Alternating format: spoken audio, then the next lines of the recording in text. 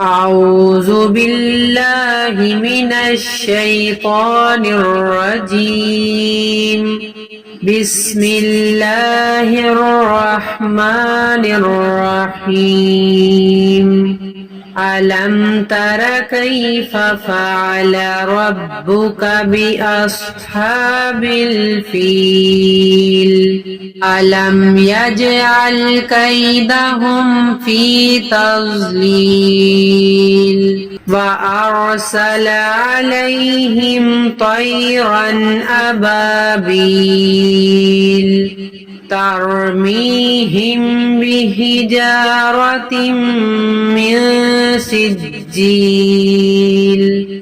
فجعلهم كعصف مأكول. صدق الله العظيم.